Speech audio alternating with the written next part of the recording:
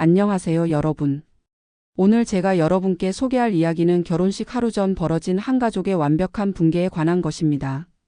화려한 조명 아래 축복받아야 할 결혼식이 배경이 되어 모든 비밀이 드러나는 이 사건, 정말 충격적인 반전이 가득합니다. 그리고 가장 놀라운 점은 여기서 끝나지 않는다는 것입니다. 지금부터 펼쳐질 이야기는 누가 진짜 피해자이고 누가 범인인지 판단하기 어려울 정도로 복잡하게 얽혀 있습니다. 계획된 복수 우발적 범죄, 그리고 숨겨진 진실들이 한데 뒤섞여 있거든요. 결혼식장의 조명은 밝고 환했습니다. 모든 손님들이 자리에 앉아 있었고 신부 수진의 입장을 기다리고 있었습니다. 신랑 현우는 제단 위에서 설레는 표정으로 신부를 기다리고 있었고 그의 형부 민석은 신랑 측 대기실에 앉아 있었습니다. 민석은 현우의 형으로 회사 경영진이었고 겉으로는 완벽한 남자였습니다. 그는 신경 써서 현우를 위해 결혼식 준비를 도와주었고 현우의 회사 후배들을 소개하기도 했습니다. 그 후배 중 한 명이 바로 신랑 현우였고 민석은 이 결혼을 주선했다고 생각했습니다. 아니, 정확히는 민석이 주선한 것이 아니라 수진에게 소개한 것이었습니다. 수진은 민석의 처제였습니다. 민석의 아내 지혜의 동생이었던 것이죠. 민석은 지혜에게 말했습니다. 우리 회사 후배가 있는데 정말 괜찮은 친구야. 수진이한테 소개해도 괜찮을까? 지혜는 긍정적으로 반응했고 그렇게 수진과 현우가 만났습니다. 하지만 민석의 마음속에는 이미 복잡한 감정이 자리 잡고 있었습니다. 수진을 처음 소개했을 때부터 민석은 수진을 바라보는 시선이 달랐습니다. 수진은 예쁜 외모에 차분한 매력을 가지고 있었고 민석은 점점 그녀에게 빠져갔습니다. 처제라는 명확한 경계가 있었지만 민석은 그 경계를 무너뜨리기로 결심했습니다. 그 첫 만남 이후 밤이 되었을 때 수진의 휴대폰에 메시지가 도착했습니다. 오늘은 즐거웠어요. 형부님 덕분에 좋은 사람을 만날 수 있었어요. 언니 몰래 이렇게 연락해서 미안해요. 하지만 난 감사의 마음을 전하고 싶었어요. 민석은 그 메시지를 읽으며 심장이 철렁했습니다. 수진도 자신을 특별하게 생각하고 있다는 느낌이 들었던 것입니다. 그날부터 민석과 수진은 몰래 연락을 시작했습니다. 표면적으로 민석은 신중하였습니다. 현우와의 만남이 결정되자 민석은 더 이상 수진에게 직접적인 연락을 하지 않았습니다. 하지만 두 개의 휴대폰을 소유한 수진은 현우용 휴대폰과 민석용 휴대폰을 따로 관리했습니다. 현우에게는 완벽한 예비신부로 민석에게는 비밀의 대상으로 존재했던 것입니다. 이 모든 것은 계획된 것이었습니다. 수진은 부모님의 죽음 이후 형부 민석에 대한 깊은 분노를 품고 있었기 때문입니다. 지혜가 처음으로 의심을 품은 것은 결혼식 일주일 전이었습니다. 수진의 휴대폰이 자주 울렸고 수진은 항상 화장실로 가서 전화를 받았습니다. 지혜는 물었습니다. 요즘 누가 그렇게 자주 연락해? 결혼 준비 때문에 바쁜 것 같던데? 수진은 웃으며 얼버무렸습니다. 결혼 준비 때문에 사람들이 많이 연락하는 거죠. 뭐 특별한 건 없어요. 하지만 그때 수진의 두 번째 휴대폰으로 민석이 전화를 걸어왔고 수진은 급히 집을 나갔습니다. 민석과 수진의 관계가 깊어지면서 또 다른 문제가 발생했습니다. 수진의 과거에서 돌아온 사람이 있었기 때문입니다. 그의 이름은 도윤이었습니다. 도윤은 수진의 과거 연인으로 파격난 관계였습니다. 하지만 도윤은 수진과의 관계를 완전히 끝낸 것이 아니었습니다. 그는 이전에 수진과 함께 있을 때 촬영한 매우 사적인 영상들을 가지고 있었습니다. 결혼식 보름 전 도윤은 수진을 찾아갔습니다. 그는 차분한 목소리로 말했습니다. 너 결혼한다며? 내가 가진 이 영상들 결혼식에 참석한 모든 사람들에게 보내도 되겠니? 수진은 공포에 빠졌습니다. 그 영상이 세상에 공개된다면 결혼은 물론이고 가족 전체가 무너질 것이었습니다. 수진은 도윤에게 돈을 주겠다고 약속했지만 도윤은 그것으로는 만족하지 않았습니다. 도윤은 더 큰 돈을 요구했고 계속해서 수진을 협박했습니다. 절망한 수진은 민석에게 도움을 청했습니다.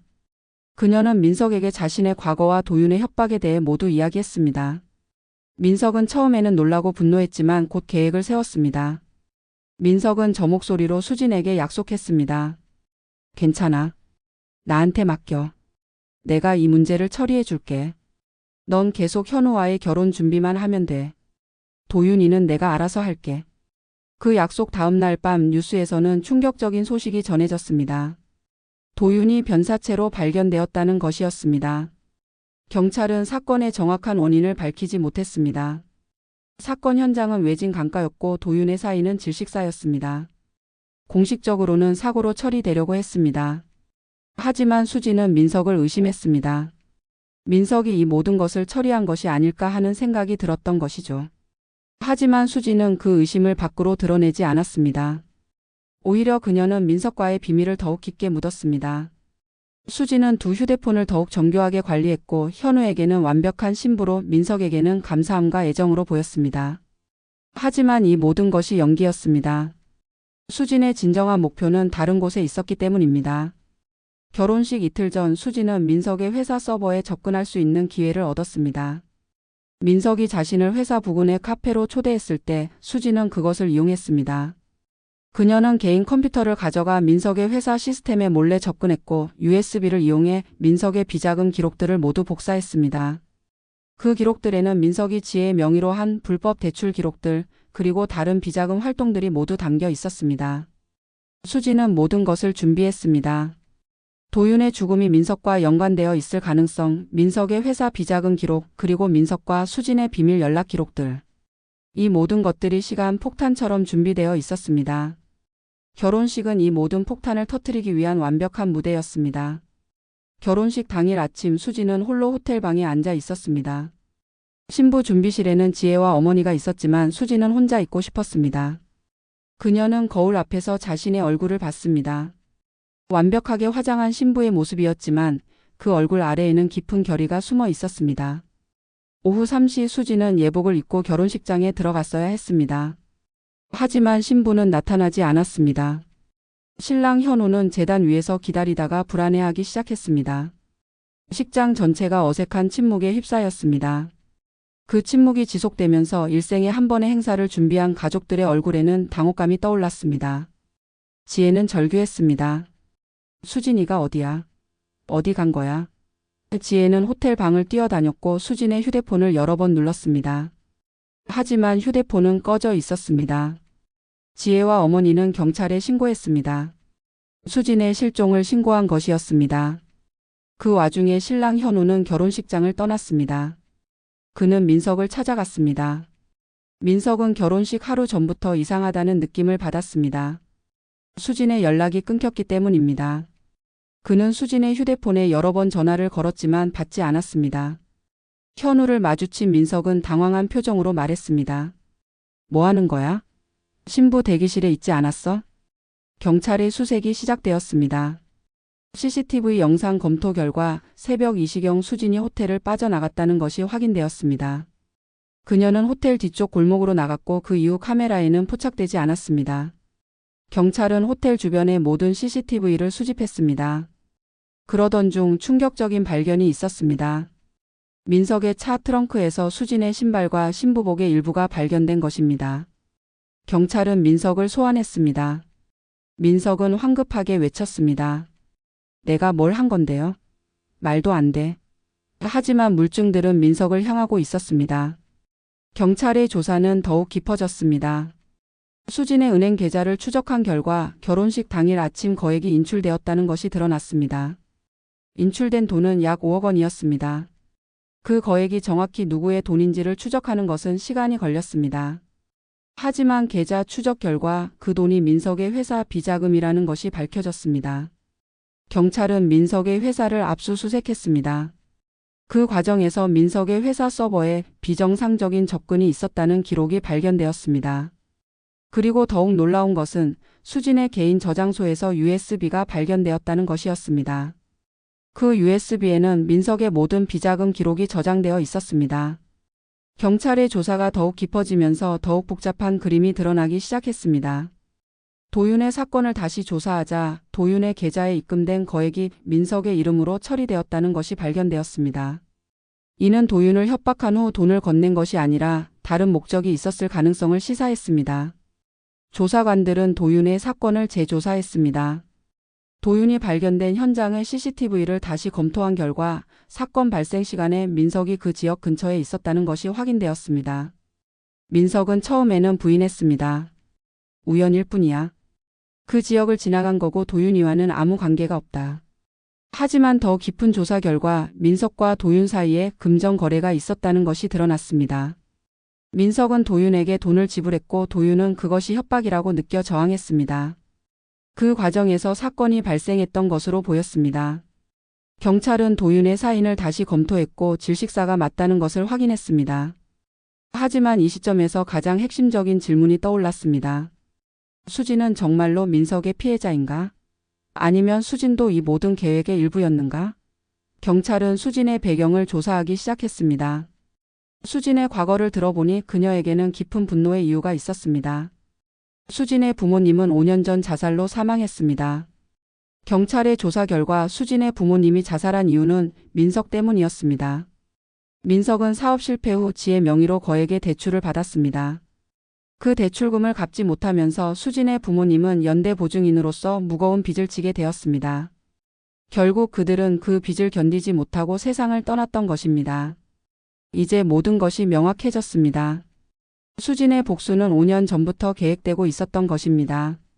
그녀는 의도적으로 현우와 만나 결혼을 준비했고 의도적으로 민석을 유혹했고 의도적으로 모든 증거를 모았습니다. 도윤의 죽음도 수진의 계획 일부였을 가능성이 높았습니다. 경찰은 수진의 휴대폰에서 작성된 메모를 찾았습니다. 그 메모에는 이건 사랑이 아니었어요. 복수였어요. 부모님을 위한 복수였어요 라는 내용이 적혀 있었습니다. 또한 그녀가 작성한 계획표도 발견되었습니다. 그 계획표에는 도윤과의 접촉, 민석과의 비밀관계 형성, 회사 정보 탈취, 그리고 도주까지 모든 것이 상세히 기록되어 있었습니다. 결국 이 사건은 체계적인 범죄 네트워크로 드러났습니다. 민석은 도윤을 죽였고 그 과정에서 수진의 협박에 응했습니다. 하지만 수진은 민석을 함정에 빠뜨리기 위해 모든 것을 계획했던 것입니다. 현우도 이 모든 일을 모르고 있지 않았을 가능성이 있었습니다. 공항 CCTV를 확인한 결과 가발을 쓴 수진이 국제선 게이트를 통과했다는 것이 확인되었습니다. 그녀는 민석의 비자금 5억 원을 가지고 나라를 떠난 것입니다. 경찰은 국제수사기구에 협조 요청을 했지만 수진이 정확히 어느 나라에 있는지는 찾을 수 없었습니다. 하지만 놀라운 일이 발생했습니다. 현우가 경찰에 자수했던 것입니다. 현우는 경찰에 고백했습니다. 나는 수진이와 이 모든 일을 함께 계획했다. 우리는 결혼하면서 그 돈을 나눠 가지기로 했다. 수진이가 가진 USB 파일은 내가 만들도록 지시한 것이었고 나는 이 모든 계획을 알고 있었다. 현우의 자수로 인해 사건은 더욱 복잡해졌습니다. 지혜도 이 모든 일의 일부였을 가능성이 있다는 경찰의 조사가 시작되었습니다. 지혜는 남편 민석의 비자금을 알고 있었고 그것에 대해 분노하고 있었습니다. 혹시 지혜도 이 복수 계획에 참여했던 것은 아닐까요? 최종적으로 경찰이 확보한 증거는 다음과 같았습니다. 첫째, 민석은 도윤을 살인했습니다. 둘째, 수진은 민석을 의도적으로 함정에 빠뜨렸습니다. 셋째, 현우는 수진과 함께 민석의 돈을 탈취했습니다. 그리고 가장 충격적인 것은 지혜가 이 모든 계획을 알고 있었으며 암묵적으로 지지했을 가능성이 높다는 것입니다. 이 사건이 우리에게 남기는 질문은 매우 근본적입니다. 누가 진정한 범인인가? 민석인가, 수진인가, 아니면 현우인가? 누가 피해자인가? 죽은 도윤인가, 사기당한 민석인가, 아니면 부모님의 죽음으로 고통받은 수진인가? 비자금을 이용해 가족을 피폐하게 만든 민석도 범죄자이고 의도적인 복수를 위해 거짓 관계를 만들고 사람을 도구로 사용한 수진도 범죄자입니다. 그들의 범죄가 연쇄적으로 일어나면서 한 가족 전체가 무너지게 되었습니다. 결혼식 당일 벌어진 이 사건은 단순한 비밀 노출이 아니었습니다. 이것은 5년에 걸친 계획된 복수, 충동적인 범죄, 그리고 이기적인 욕망이 모두 얽혀있는 범죄 드라마였습니다. 그리고 여기서 가장 놀라운 진실은 다음과 같습니다. 수진은 아직도 잡혀가지 않았습니다. 현우도 수진과의 돈 분배를 기대하고 있을 것입니다. 민석은 감옥에 있을 것입니다. 그리고 지혜는 무슨 생각을 하고 있을까요? 이 사건에서 진정한 승자는 누구일까요? 아니면 모두가 패자일까요? 이 질문에 대한 답은 여러분의 판단에 맡기고 싶습니다. 진실이란 시간에 따라 변하고 관점에 따라 다르게 보여집니다. 무엇이 사랑이고 무엇이 복수인지, 무엇이 정의이고 무엇이 범죄인지 판단하는 것은 결국 개인의 양심에 달려 있는 것이 아닐까요? 결혼식 당일 사라진 신부. 그녀는 피해자였을까요? 아니면 범인이었을까요? 우리는 영원히 알 수 없을지도 모릅니다. 오직 그 현장에 있었던 사람들만이 알 수 있는 진실이기 때문입니다. 영상 재미있게 보셨다면 구독과 좋아요, 알림 설정 부탁드립니다. 댓글로 여러분의 이야기도 들려주세요. 다음에도 더 좋은 이야기로 찾아뵙겠습니다. 감사합니다.